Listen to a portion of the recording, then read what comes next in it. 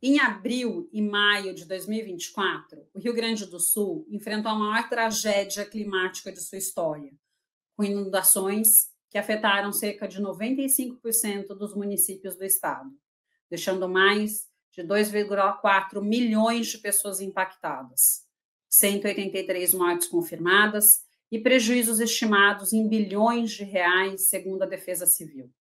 Cidades como Porto Alegre e Eldorado do Sul foram devastadas pelo transbordo do rio Guaíba, que atingiu níveis recordes, agravado por chuvas intensas e falhas na infraestrutura de contenção.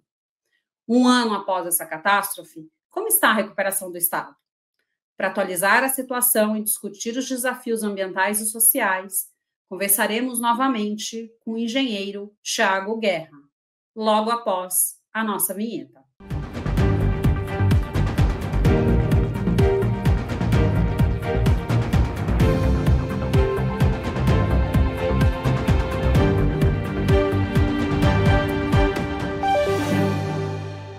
No programa de hoje, vamos conversar com o Thiago Guerra, engenheiro, professor e empresário, sobre a situação atual do Rio Grande do Sul, um ano após as inundações de 2024. Olá, Thiago, tudo bom com você? Tudo bem, bom dia, Renata. Muito bom estar de volta aqui para falar sobre essa situação um ano após essa grande tragédia que acometeu o nosso estado. Thiago, eu sei que você já esteve aqui, mas antes da gente começar esse programa, eu queria que você contextualizasse, falasse um pouco sobre sua formação e sua experiência profissional. Perfeito, Renata. Eu sou engenheiro de produção de formação, né?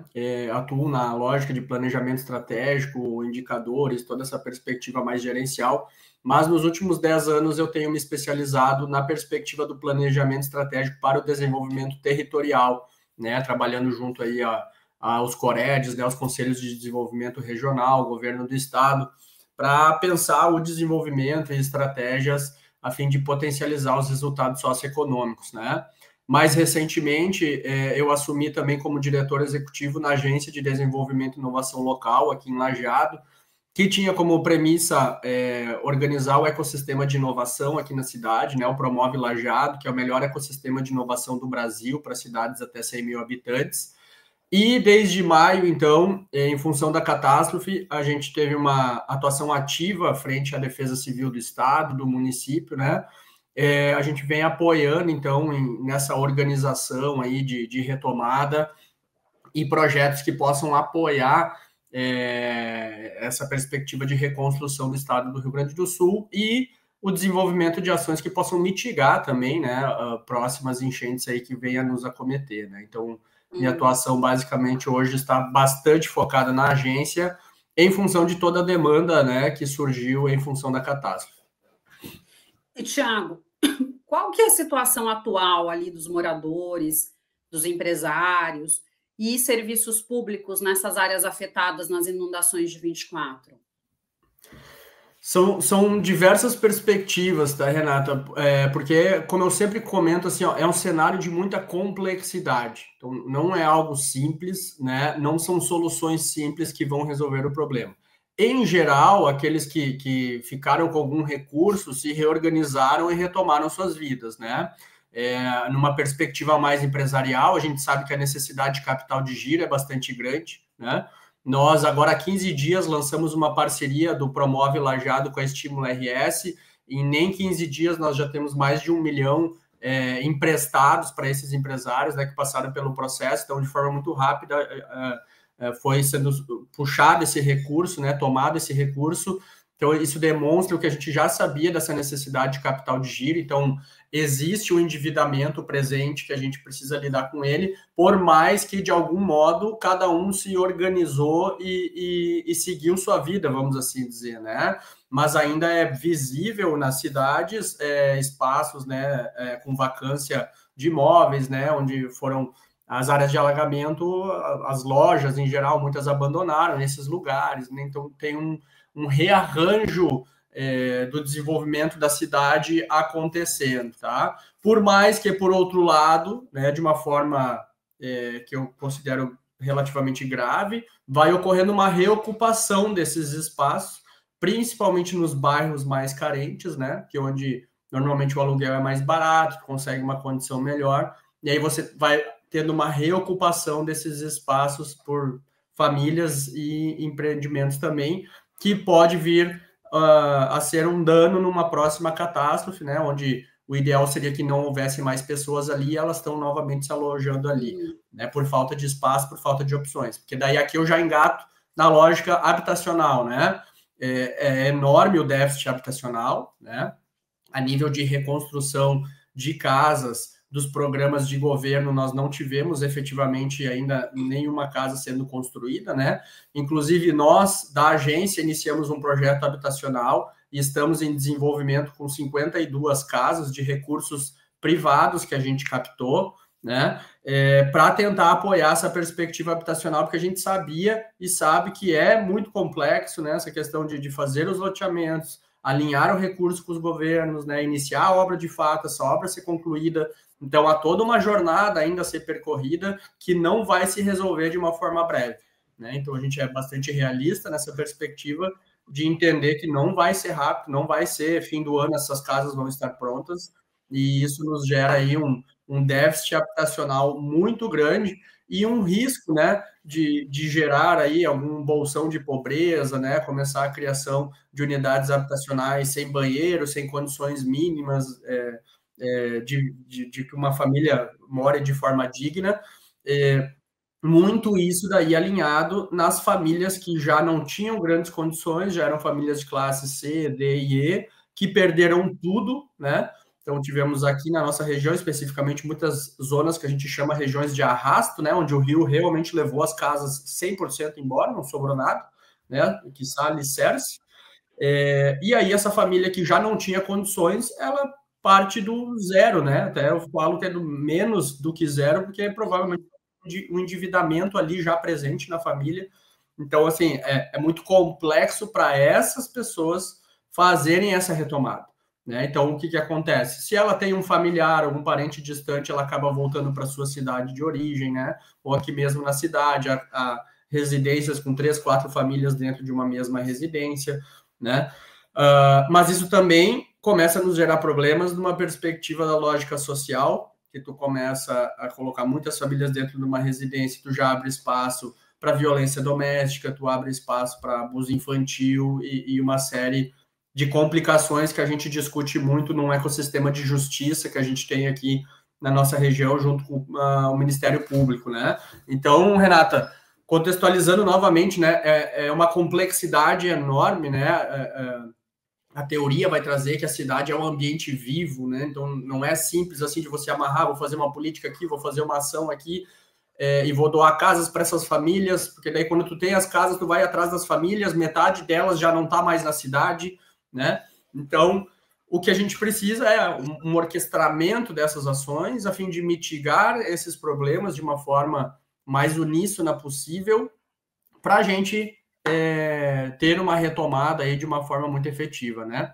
Mas eu volto a ressaltar na questão empresarial que economicamente, por outro lado, as coisas estão funcionando muito bem, né? Há um crescimento, saiu o resultado agora no último mês da empregabilidade na cidade aqui, e houve um incremento, né? Então as empresas estão crescendo. Onde é que você passar aqui, tu vai ver as empresas contratando, então já era uma dificuldade de mão de obra pré-catástrofe, agora pós-catástrofe, com muitas pessoas indo embora, isso está muito mais acentuado, né? Então, qualquer pequena empresa com 1, 2 funcionários que você acessar, você vai ver que eles estão contratando, né? E ontem eu falava com um grande empresário aqui que me disse: 100 pessoas aparecerem lá na empresa, eu contrato 100, de tão grande que é a falta de mão de obra, né? Tá.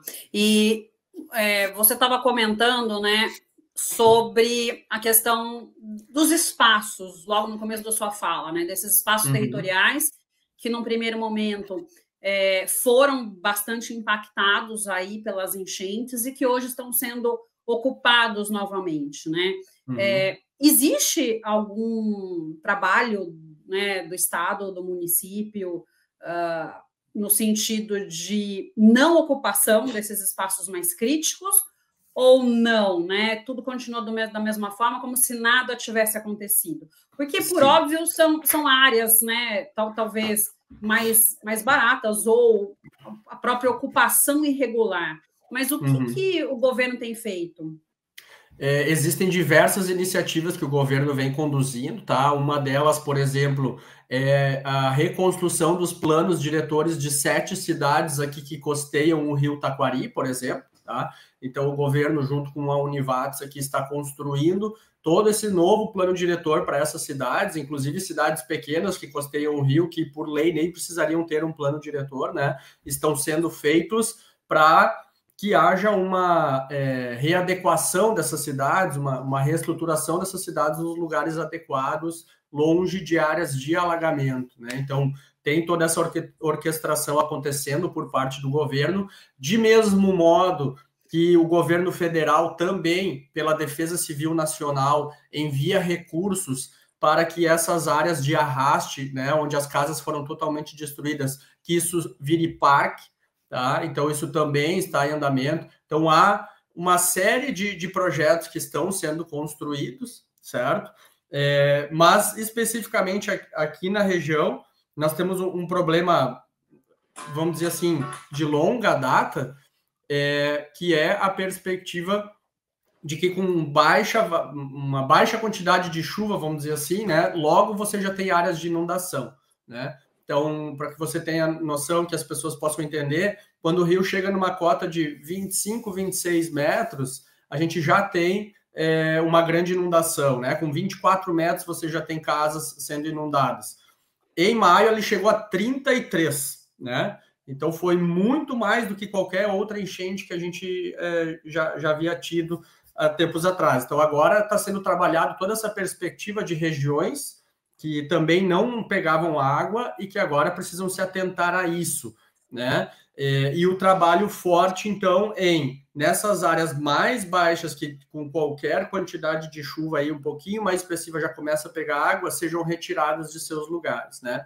Então, são várias estratégias com diversos projetos sendo organizados para tentar dar uma resposta mais efetiva num momento de tragédia. Porque, por exemplo, do ponto de vista, Renata, da Defesa Civil Municipal, que precisa retirar as famílias, para ela é mais importante, quanto menos famílias em áreas de alagamento, melhor. Então, ela vai pegar uma estratégia, né, da lógica de nível da casa, vai pegar as cotas mais baixas e vai começar a trabalhar por ali. Numa lógica de assistência social, eu vou buscar atender primeiro as famílias que têm criança com deficiência, que tem idoso dentro de casa, né, pela quantidade de filhos, né, se a mãe é a chefe do lar e ela sozinha. Então, é outra estratégia. Então, cada um no seu olhar tem uma estratégia diferente. E aí, o que a gente precisa aqui? Orquestrar todas essas estratégias para que a gente seja efetivo, porque senão também fica cada um correndo para um lado e a gente não consegue resolver de uma forma mais rápida o problema, né? Então, o desafio hoje é unir todos esses programas e fazerem com que eles aconteçam de uma forma mais ordenada para que de uma forma mais rápida a gente tenha um resultado, né? Porque efetivamente, de novo, a questão habitacional, acho que é a grande dor, né? As pessoas não têm onde morar. E aí eu vou voltar para minha casa que está destruída, vou puxar uma lona lá e vou dar um jeito qualquer, porque as pessoas precisam morar em algum lugar, né? Então, sim, essa eu acho que é a grande dor, né? Não, com certeza. E Thiago, as chuvas, né, intensas ali do início de 24, elas foram apontadas como a principal causa ali das inundações. Mas tem especialistas que indicam também questões de falha de manutenção, de dique e má gestão territorial, né? Qual foi o peso desses fatores humanos na tragédia? E o que foi feito para corrigir esses problemas, aí de acordo com o seu ponto de vista? Certo. Uma grande tragédia, a gente também ressalta, né, na teoria e na prática, ela nunca vem de um fator sozinho, né? Então, nós tivemos um enorme volume de chuvas. Além do enorme volume de chuvas, choveu nos arroios em volta que não aconteciam antes, né? Que evitavam que a água voltasse, vamos assim dizer. Teve a questão do vento, que não deixou a água desembocar para o mar, né? Então, as questões Foram do se meio somando, ambiente, né, Thiago? o meio ambiente todo se orquestrou, né, para gerar a catástrofe, né?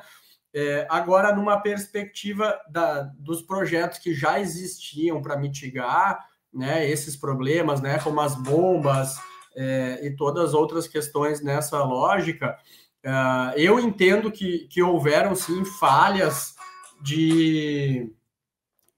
de manutenção ao longo do tempo, né? Inclusive, o projeto original ali de Porto Alegre é que a entrada principal ali, me fugiu o nome agora da rua que costeia o cais ali, né?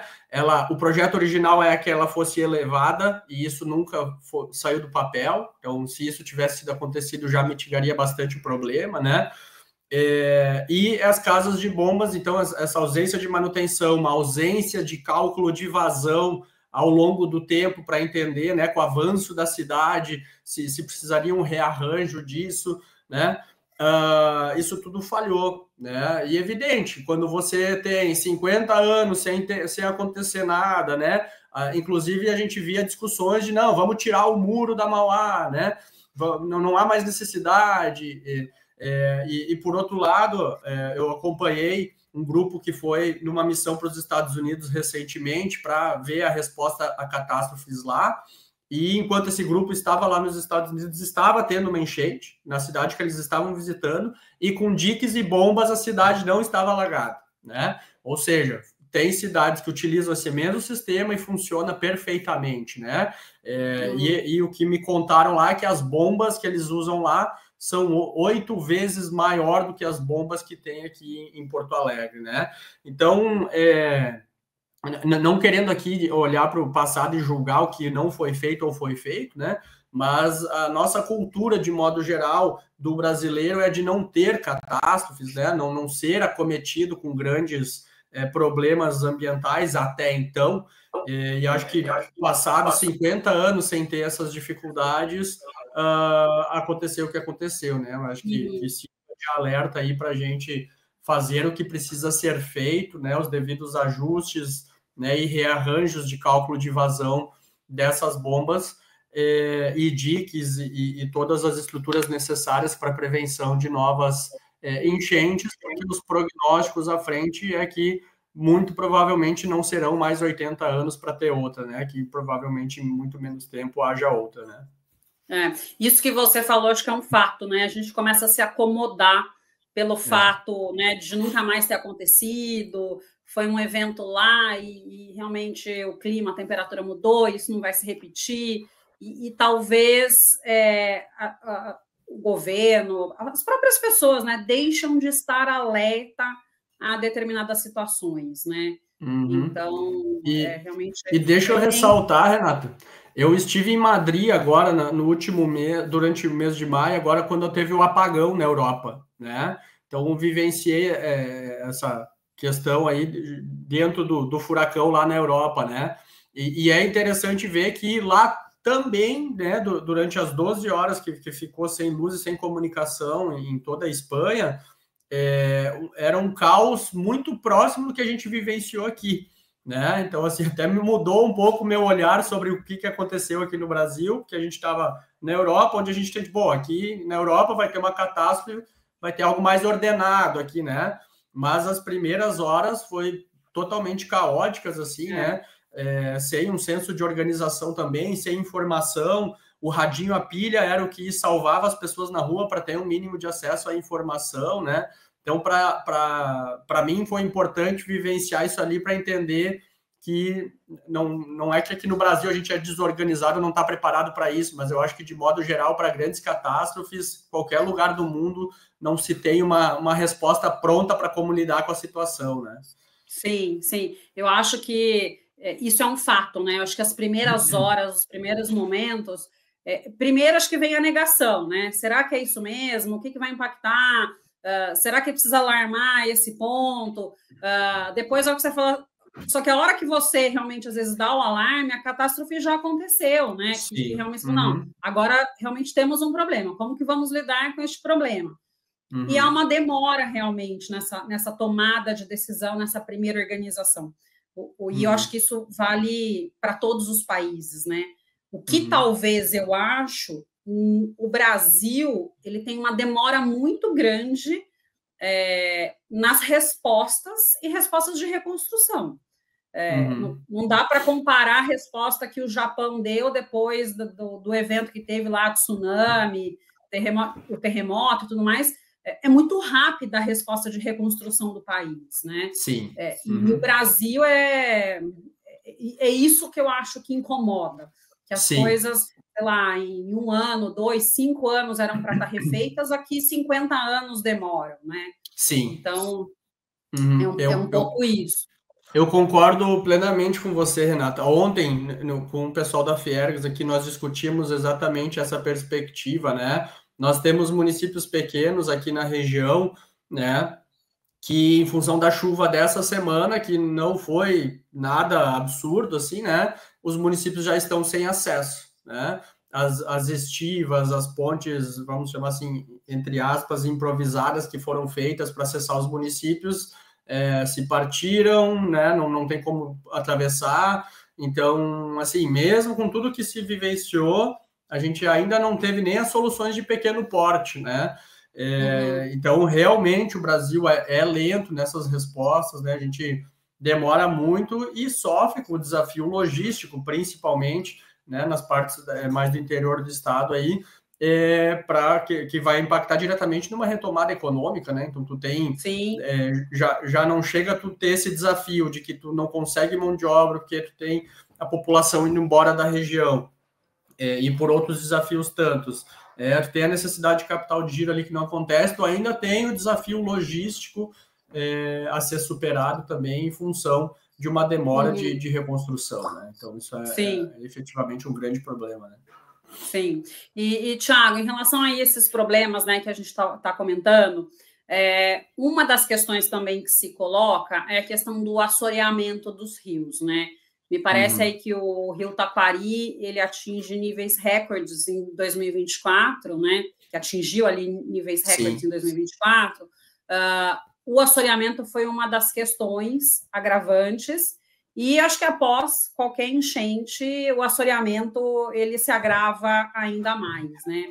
Há iniciativas nesse sentido concretas para o desassoreamento dos rios de uma maneira geral, né? Ou quais são as possíveis consequências ambientais se isso não for feito? Esse é um ponto, Renata, que ainda existe muita dúvida, tá? Ontem, pela primeira vez nesse evento que eu estive, havia alguns cientistas aí da área hídrica que apontaram um estudo que está sendo feito, que estão encaminhando para uma conclusão, que para o Rio Taquari, relacionado à catástrofe, um desassoreamento não seria algo que vá mitigar algum dano referente a inundações, tá? Daí eu reforço, mitigar um dano a inundações. Você desassorear todo o rio, ele impactaria muito pouco, né, no nível de alagamento. Aqui no Vale do Taquari, porque é importante a gente ressaltar que na região metropolitana, né, o Guaíba sobe 3, 4 metros. Aqui no Vale do Taquari nós estamos falando do rio que sobe 20 metros, né? Ele sai de cota 13 e vai para cota 33. Então, são 20 metros de lâmina de água, né? Isso é quase inimaginável, né? Até onde a gente sabe, é o rio que mais rápido sobe e mais sobe no mundo, né? Então, para a questão de inundação, o desassoreamento não seria uma resposta muito eficaz, tá? Agora, é evidente que para navegação é totalmente necessário, né? Você não consegue navegar no rio com ele assoreado, tá? Então, essa lógica da navegação, eu entendo que não se aprofundou ainda muito em função dos problemas logísticos rodoviários, né? Porque aqui, para a região do Vale do Taquari, a navegação ele não é, né, algo fundamental para o desenvolvimento da região. A questão logística rodoviária, sim, né? Então, me parece que como a gente ainda tem tantos desafios logísticos rodoviários, o foco está nisso e está em segundo plano a questão do desassoreamento do rio e outras questões relacionadas a isso, né? Por mais que a gente sabe que existem órgãos independentes para lidar com isso e que as duas coisas podem e estão andando em paralelo, mas eu diria que as questões do próprio Porto de Estrela aqui, né, e das questões mais relacionadas ao rio, estão indo mais devagar. Muito quero entender nessa lógica de não se entender o que efetivamente vai gerar um resultado, sendo que os investimentos para desassorear são bastante altos, né? E não se tinha uma noção muito efetiva do quão isso geraria resultado. Por outro lado, Renata, eu sei que a FEPAM hoje, ela autoriza já os municípios a fazerem esse desassoreamento, retirar o cascalho, retirar o material do rio para uso interno dentro do município. Ele não pode comercializar, mas a gente sabe que aqui precisa muito, né? Então o município precisa retirar e fazer esse desassoreamento para ser uso próprio. A FEPAM hoje já autoriza, né? Então isso é viável, isso pode ser feito. Então tem ações que já acontecem nessa lógica, né? Mas também, além do desassoreamento, toda a questão ambiental, né? Nós tivemos toda uma mata ciliar que foi arrancada, né, pela enchente. Então tem toda uma discussão de como repor essa mata ciliar. Há quem discuta e diga as regiões que eram campo, né, não teve tanto problema e tanta dificuldade, porque as árvores efetivamente que vão batendo nas casas, destruindo tudo. Então há pessoas que defendem que tem que ter um controle muito específico das regiões que precisam ser repostas essas matas, né? Eu, particularmente, não sou da área ambiental, não tenho uma opinião 100% formada, né? Estou sempre aí buscando entender os estudos que estão sendo feitos, como esse que ontem, então, me compartilharam, que na lógica da inundação, no Vale do Taquari, o desassoreamento não seria efetivo. Talvez por uma lógica de Porto Alegre, região metropolitana, ele já seja mais efetivo, porque a lâmina de água é muito menor, né? Tá, perfeito. E em relação, né, à recuperação ali de solo agrícola, que também foi impactado, né? Tem uma estimativa, se não me engano, em 16 bilhões devido, né, à diminuição ali da fertilidade. E 2,7 milhões de hectares, né? Então é muito solo para essa recuperação. Que ações estão em curso para apoiar os produtores rurais e restaurar a produtividade do solo agrícola?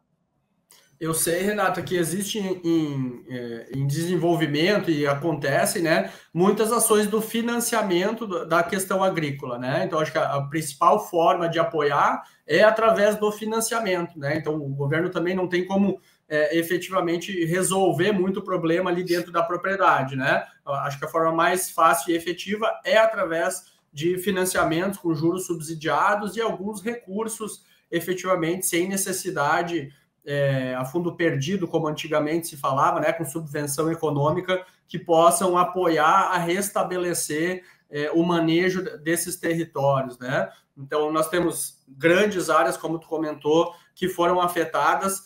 Há um problema bastante grave nessa perspectiva, porque nós temos muitas indústrias que foram acometidas, indústrias que trabalham com materiais químicos muito corrosivos e muito perigosos, né, efetivamente, e isso tudo foi para dentro do rio, né? Então não é só uma questão de que foi inundado e ficou aquele lodo, mas ficou um lodo que pode estar contaminado com inúmeros materiais cheios de contaminantes, né? Então tu tem uma necessidade ali de fazer uma verificação do solo para ver o que está contaminado, o que não está contaminado, né? E efetivamente tirar aquele lodo que não auxilia na produção. Por outro lado, esse lodo em algumas regiões, quando em menor quantidade, ele até apoia a fertilidade, né? Então, vê como é engraçado, né? Algumas regiões até ajudou, mas nas grandes propriedades, as regiões mais de planície, foi um problema e é um problema, né?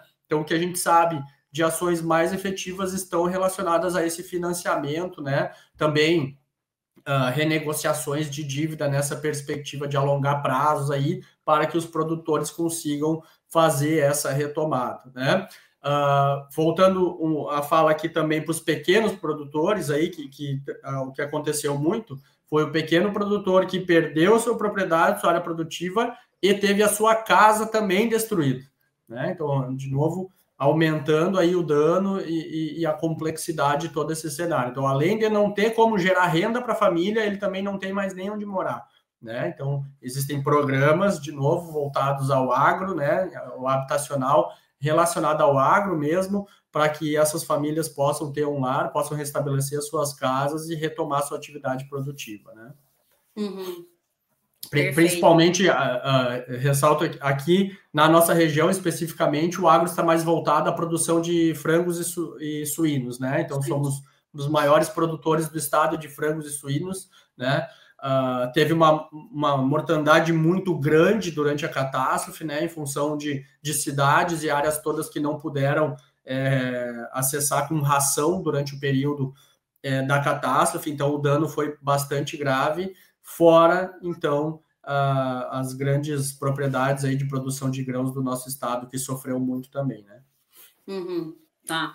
E Thiago, eu sei que a gente está falando, né, conforme a gente está conversando, mas eu queria saber um pouco mais como que o governo municipal, estadual e federal, ele tem atuado na reconstrução da infraestrutura, como estradas, escolas, hospitais, e na restauração também dos serviços públicos, né, como saúde, educação, segurança. Você até mencionou a questão ali das pontes, que né, tinham sido construídas de forma improvisada e que ainda não tem uma solução definitiva, mas como que está esse caminhar, né? Como que está esse avanço? O que a gente tem visto, Renata, é que os municípios eles têm sido muito ativos nesse processo de reconstrução, né? De novo, ontem tivemos a experiência com a presença de vários prefeitos discutindo exatamente isso, né? Que os prefeitos muitas vezes não estão esperando o governo do estado ou o governo federal enviar algum recurso ou resolver alguma situação que seria de competência deles, mas os municípios estão fazendo já de forma prática, resolvendo os problemas, porque é a sua população que está ali sofrendo naquele determinado momento, né? Então, questões de diversas ordens, os governos municipais estão buscando resolver e injetar o recurso próprio do município, né? Um município citava ontem que já investiu mais de 30 milhões do próprio caixa para mitigar problemas da catástrofe. Se tivesse catástrofe novamente, ele não teria mais caixa para dar essa resposta, né? Ia depender totalmente do governo estadual e federal, né? Por outro lado, a gente sabe que isso não é muitos do que os municípios estão fazendo não são de competência deles, né? E aí a gente tem casos de municípios que estão esperando recursos ainda serem desbloqueados, e aí há problemas de diversas ordens, né? Para que aconteçam algumas atividades, né? Mas os municípios têm colocado todo o esmero e força para resolver esses problemas. Na lógica da saúde, vários hospitais foram inundados, se perdeu muita estrutura e isso, em geral, muito não foi reposto, né? Então, há uma redução do número de leitos, né? Há uma dificuldade nessa perspectiva e os municípios, nessa lógica, não conseguem apoiar muito porque os investimentos são muito grandes, né? Então, os 30 milhões citados para esse município, talvez ele teria que ter colocado 100% desse valor para restabelecer algum hospital, restabelecer leitos, e talvez não seria suficiente. Então, há dificuldades nessa lógica de saúde, sim, né? E isso está mais enaltecido em função de toda a questão de saúde pública que a gente está tendo, das dificuldades respiratórias, né, no nosso estado. E na perspectiva da educação, me parece que também muito foi organizado já e resolvido, né? Então, em Lajeado, eu sei que uma escola estadual ela foi realocada para dentro da universidade, da cidade, né? E outras tantas escolas que foram alagadas foram restabelecidas, né? Uhum. Em Cruzeiro do Sul, a cidade próxima aqui, nós tivemos uma escola toda sendo construída reconstruída pela iniciativa privada, né? Então, assim, na ordem da educação, me parece que isso já está estabelecido, uma normalidade numa lógica dos alunos terem onde estudar, por mais que existem prédios todos ainda por serem reformados que a gente conhece, né? Mas está ajeitado, vamos dizer assim, né? Para não ter que as crianças ficarem em casa. Tá, perfeito. A COP30, que vai ocorrer esse ano, ela destaca as adaptações às mudanças climáticas, né, como uma temática ali muito importante. Que lições desse desastre de 2024 estão sendo aplicadas para aumentar a resiliência do Rio Grande do Sul a eventos climáticos extremos? Bom, Renata, passado um ano, né, acho que a grande lição é a construção coletiva com as comunidades, né? A gente ainda vive numa ilusão que algum setor, alguma secretaria, a Defesa Civil vai conseguir entregar uma resposta pronta, que atenda toda uma cidade, todo um vale, todo um estado, todo um estado de forma sozinho, né? No momento de uma catástrofe, o Estado não tem como dar conta de atender todo o Estado, né?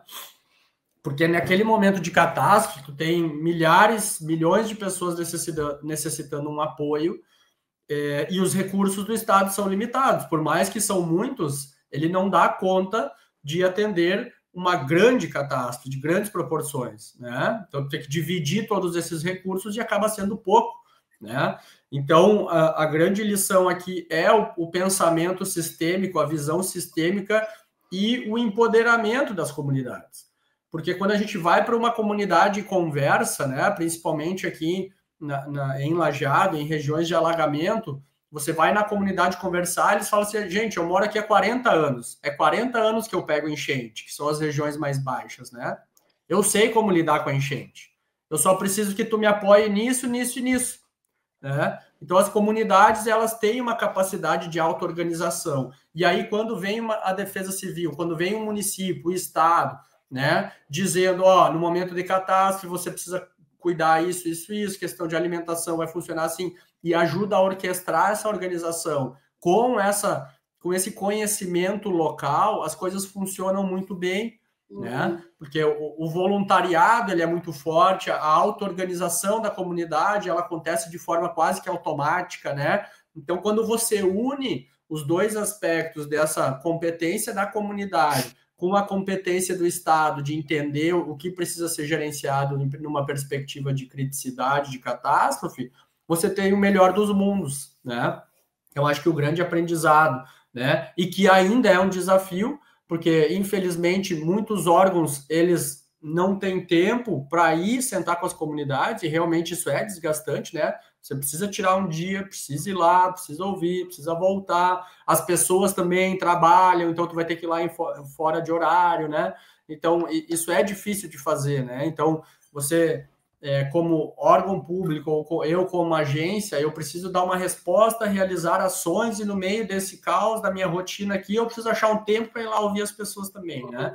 Mas eu acho que o grande aprendizado é esse, a gente sentar interinstituições e com a comunidade que é afetada para construir soluções a partir dali, né? Criar os planos de contingência, né? Para onde corre, o que faz, como é que vai funcionar. Acho que isso a gente tem ainda muito a avançar e me parece que é o grande aprendizado, porque a perspectiva que a gente tem ainda é que a gente vai para um evento, discute, compartilha um monte de ideia, mas no outro dia cada um volta para sua casa, para o seu escritório e segue de forma independente, né, sem conseguir avançar muito nessas trocas.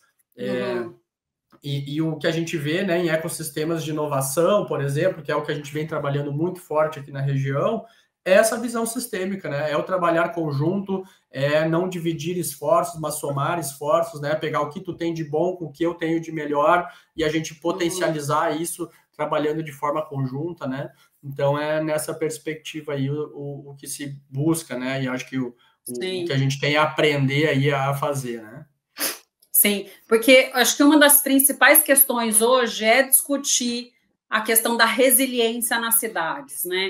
Porque a gente sabe que os eventos climáticos vão acontecer, é o que você mencionou, a pessoa está ali há 40 anos, ela sabe conviver, mas como que eu posso melhorar essa infraestrutura, né? Como que, de repente, eu posso já deixar organizado um programa que, em determinada situação, é isso, né? Já ter as coisas mais estruturadas. E é o que você falou, às vezes falta, se discute, mas cada um vai, volta para o seu mundo e depois falta essa conversa, essa interação, né? Isso. Então, eu acho que o momento da catástrofe, Renata, ele é um momento de ação. Você não pensa, você age, né? Mas você age se você pensou antes, né? Então, agora que passou a catástrofe, já passou um ano, a gente precisa sentar, pensar, e eu sei que tem muita gente fazendo isso, né? Então, está sendo pensado, olhado como é que a gente responde, o que funcionou, o que não funcionou, para que quando a gente tiver uma nova catástrofe, a gente ter planos prontos e aí a gente só agir e executar esses planos, né? Acho que o grande desafio é preparar as pessoas para que o momento de catástrofe a gente saiba o que fazer e com isso reduzir os danos, né? Preservar as vidas e conseguir se recuperar de uma forma mais rápida, né? Sim, é isso mesmo. Uma outra questão que eu queria te perguntar, a questão aqui da preservação de florestas, né, e áreas naturais, ela foi apontada como essencial para mitigar as inundações. Que medidas elas estão sendo tomadas para recuperar esses ecossistemas que foram degradados, né, ou antes, ou mesmo durante essas inundações? Nós tivemos muitas ações logo no pós-catástrofe, né, numa perspectiva de reposição de sementes de árvores nativas em áreas devastadas, né? E aí também, Renata, são diversos olhares, tá? Porque o que acontece em região de serra, de vale, como aconteceu aqui, nós tivemos muitas as áreas de deslizamento, né? E aí são áreas que tem a mata ali e o deslizamento ele acontece de mesma forma, né? Ele não vai mitigar um problema desta ordem, né? Agora, na perspectiva das matas ciliares, eu acho que esse que é o grande problema da lógica das matas, né? É que, de fato, não existia uma preservação da mata ciliar ao longo de todo o rio, né? E isso vai causando desassoreamento das barrancas, né? Vai assoreando o rio e vai potencializando aí essa facilidade de inundação, vamos dizer assim, do rio, né? Então, acho que o que é importante a gente buscar entender é como realizar todo esse processo de estabelecimento de matas ciliares, mas aí, de novo, né? Eu não tenho profundidade hoje para entender quais os locais, como e de qual é a forma mais rápida de se restabelecer essa perspectiva. Não sei se num primeiro momento teria que se plantar grama para minimamente segurar aquele barranco e num segundo, após isso, tu estabelecer a mata novamente, né? Porque talvez tu só querer plantar a mata diretamente, né? Ele não vai ter tempo para até que essas árvores cresçam, né?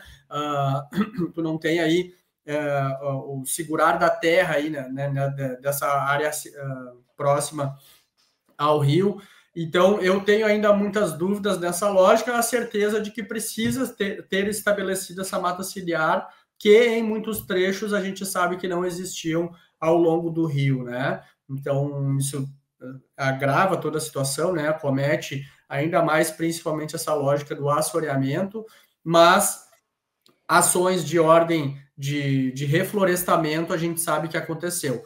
Por outro lado, pelo que me consta, Renata, não existe no Plano Rio Grande hoje aprovado nenhum projeto que está relacionado a um restabelecimento de matas ciliares ao longo do rio, por exemplo, né? Então, não me parece que há nenhum grande projeto relacionado a essa perspectiva de um cuidado com o rio, né? Entendo que isso não está posto ainda em função de muitas dúvidas do que é necessário, que assim que as pesquisas aí finalizarem os seus trabalhos, a gente vai ter projetos desta ordem, né? Tanto na perspectiva do desassoreamento, que a gente já comentou, né? Que é uma discussão em andamento dos custos disso, né?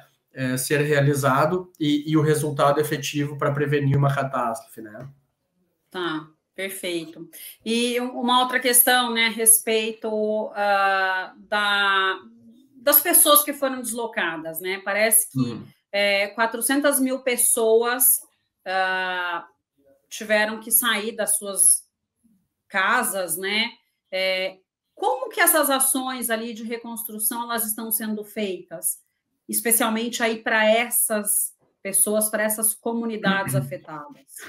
Nós temos de uma forma mais rápida visto muito, então, a lógica das residências temporárias, né, que foram construídas de uma forma mais simples para atender de uma forma temporária as famílias, né, mas, por outro lado, a perspectiva da retomada da construção efetiva de casas, isso está bastante lento, né, E a gente entende a complexidade desse processo, que você precisa... Muitas cidades precisam construir loteamentos para depois habilitar esses loteamentos, para depois ser construídas casas em cima, né? Então, é um processo moroso, que talvez não precisasse ser tão moroso, mas a gente sabe que é lento, né? Então, é uma dificuldade bastante grande, tá? A gente sabe ainda que, se eu não me engano, agora faz um mês que foi fechado o último abrigo que estava sendo utilizado ainda, né, dentro do estado, mas as famílias em geral, como a gente comentou, a sociedade é um organismo vivo, né? As pessoas não ficam ali sentadas na rua um ano vendo se vão ter uma casa. Então elas correm, vão ir morar com um parente, vão embora da cidade, vão de algum modo restabelecer as suas vidas, né? Infelizmente, normalmente em condições precárias, né? Ou no mínimo piores do que as condições que elas estavam antes, por um empobrecimento, né? Por toda uma perda de patrimônio que em grande parte dessa população já não era muito, né? Então, a ordem social, essa complexidade social que eu sempre ressalto, né?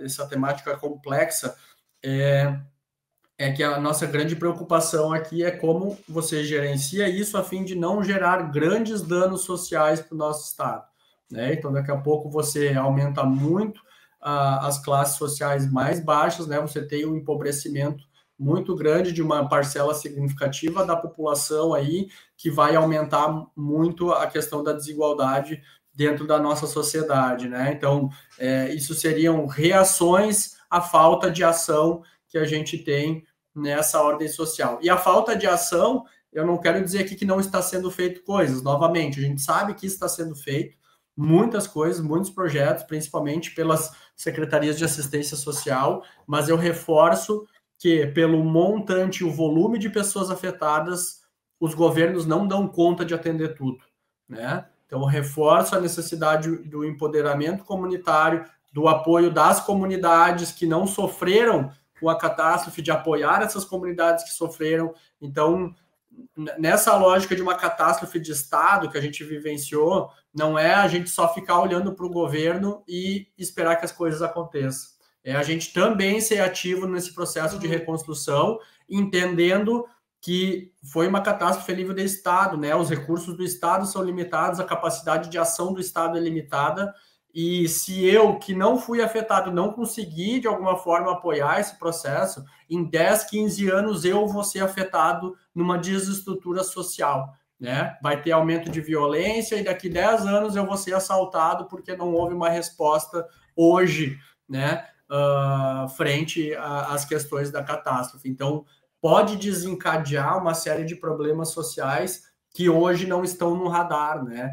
Então, é importante a gente entender que todos nós somos agentes ativos nesse processo de reconstrução, né? Com certeza. Eu acho que essa consciência, né, essa conscientização da população é extremamente importante, né? Porque a gente muitas vezes espera ações mais diretas por parte do governo, mas todo mundo tem sua responsabilidade. E me permite citar, Renata, acho que tu falou, né, dessas 400 mil pessoas, eu vou te dizer quem a gente mais vê resolvendo o problema dessas pessoas, porque todas elas trabalham em algum lugar, ou a grande maioria delas trabalha em algum lugar. E eu já visitei centenas de empresas pós-catástrofe, porque as 52 casas que nós estamos construindo são com recursos privados doados por empresas, instituições, multas de Tribunal de Justiça, né? Então, a gente está captando recursos de tudo que é lá, do Ministério Público também, né?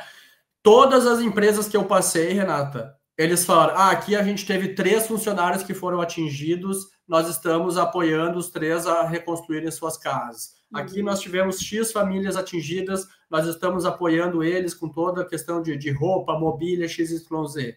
Então, nessa lógica que eu acabei de falar, de que todo mundo é um agente ativo na reconstrução, acho que as empresas têm sido fundamentais nessa retomada, de minimizar todo um dano social que poderia acontecer, porque as empresas estão tirando dos seus caixas, estão tirando uma parcela do seu lucro operacional para restabelecer os seus funcionários. né? Então, acho que é imensurável todo o apoio que a iniciativa privada tem dado para o restabelecimento das famílias dentro das cidades, né? Acho que isso, com certeza, é o grande agente, assim, de parecer que nós estamos com tudo em ordem um ano depois, né? Acho que se a iniciativa privada não tivesse agido como agiu, né? Apoiando as suas estruturas, e aí me remonta aqui a gente vive no Rio Grande do Sul o que os Estados Unidos viviam nos anos 40, né? Que era cada empresa responsável por sua comunidade, né? E aqui cada empresa realmente abraçou os danos que foram acometidos com seus funcionários, fora aquelas empresas que sofreram todos os danos também, né? Então, números sem fim de empresas que perderam tudo, que foram inundadas, que além de ter que se restabelecer a si próprias, restabeleceram junto os seus funcionários, né? Então, essa resposta da iniciativa privada auxilia muito essa retomada, né? Social, perfeito, né? Essa retomada social, econômica vem também, né? Não, perfeito.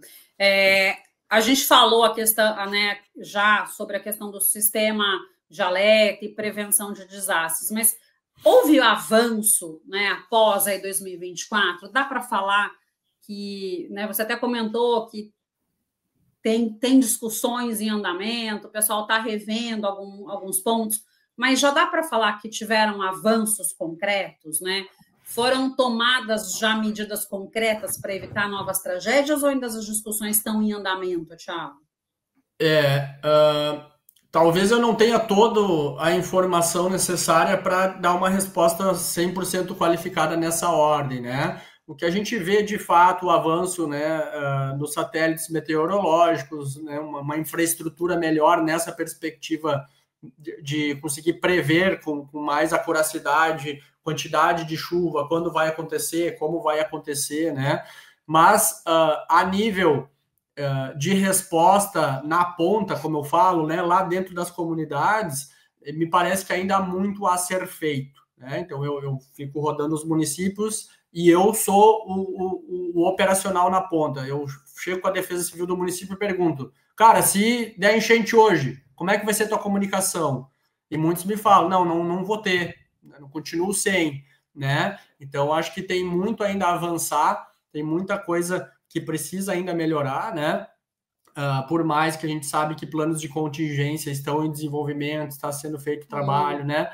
A Defesa Civil tem trabalhado muito com os NUPDECs, né? Núcleos de defesa civil dentro das comunidades, que é isso que a gente fala que é tão importante. Então a gente sabe que a Defesa Civil está trabalhando nisso.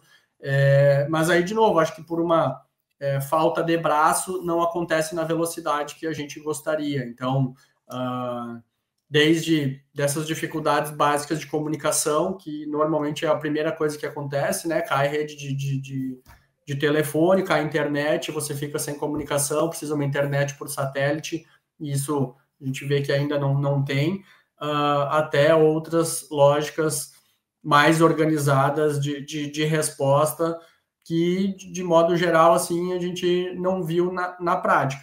Agora, por outro lado, questões de estrutura de resposta, sim, a gente viu, né? Então, o Estado comprou helicóptero, o Estado está investindo na questão meteorológica, barcos, né? Então, questão de estrutura de resposta, eu acho que hoje a gente está muito mais preparado para atender essas catástrofes, né?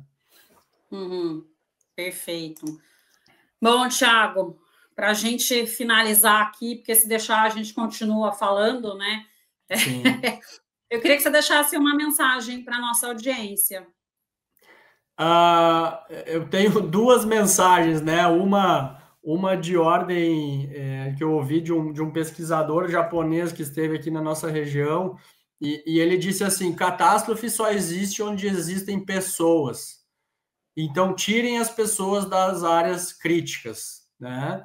Então, se você pode, saia da área crítica, né? Então, a gente sabe que tem milhares de pessoas que não têm condições e não podem sair das áreas críticas, mas se você pode sair de onde você está, comprar uma casa num lugar seguro, desocupe as áreas críticas, né? Eu acho que essa é uma estratégia de trabalho que muitos órgãos estão tomando, né? Apoiar as famílias a desocuparem as áreas críticas, que se a gente tirar as famílias das áreas críticas, a gente reduz muito as catástrofes, né?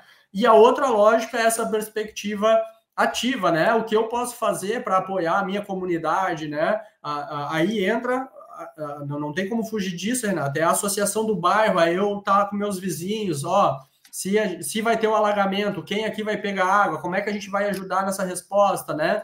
Então, assim, não é você esperar sentado uma solução, mas você ser um agente ativo nesse processo de construção de resposta, né? Nessa perspectiva de que em grandes catástrofes o governo pode colocar todos os seus recursos e, mesmo assim, pode vir a faltar, porque nós estamos falando de um estado inteiro inundado, né? Que foi o que aconteceu em maio, né, de 2024. Então, a gente precisa ser ativo nesse processo de construção. E a gente precisa aprender que compreender é diferente de concordar, Renata. Eu acho que esse é a grande dica para todo mundo.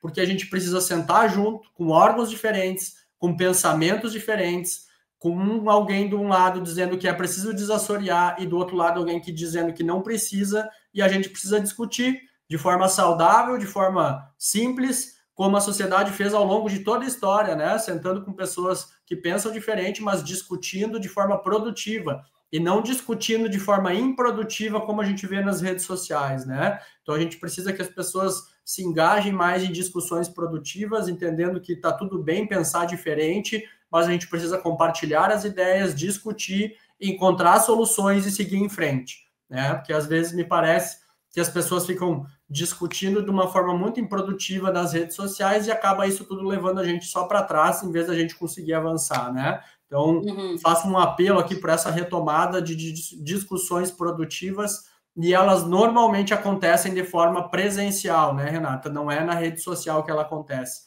Então, que as pessoas possam se engajar nas suas comunidades, e se cada um apoiar a sua comunidade, a gente vai resolver o problema do Estado. Sim, com certeza. Tiago, muito obrigada mais uma vez aqui por essa conversa, né? Acho que é um assunto extremamente importante, que traz inúmeras dúvidas e que é uma lição, né? Uma lição para situações futuras, para a gente repensar tudo que vem sendo, né? Vem sendo feito, como que as cidades vêm com as suas ocupações e o que a gente pode fazer de diferente aí para o futuro, né? Então, muito obrigada, é sempre muito bom conversar com você. Obrigado eu pela oportunidade, né? E seguimos em frente, né? Eu também brinco falando assim, aos trancos e barrancos a sociedade sempre foi para frente ao longo de toda a história, né? E não vai ser agora que a gente vai parar de ir para frente. Então, seguimos caminhando em frente, porque eu tenho certeza que todo cidadão brasileiro do Rio Grande do Sul está pensando no melhor para o Estado, né? Então, de novo, a gente discorda muitas vezes com algumas pessoas que a gente conversa, mas os dois querem o bem-estar das famílias e de todo gaúcho, né? De todo brasileiro. E então é só a gente construir de forma conjunta aí que a gente vai encontrar as respostas que a gente precisa. Perfeito. Maravilha, então. Bom, gente, no programa de hoje eu conversei com o engenheiro Tiago Guerra sobre a recuperação do Rio Grande do Sul, um ano após as inundações de 2024. Muito obrigada a você que nos prestigiou até aqui. Deixe seu like, se inscreva em nosso canal e compartilhe. Nos vemos na próxima semana.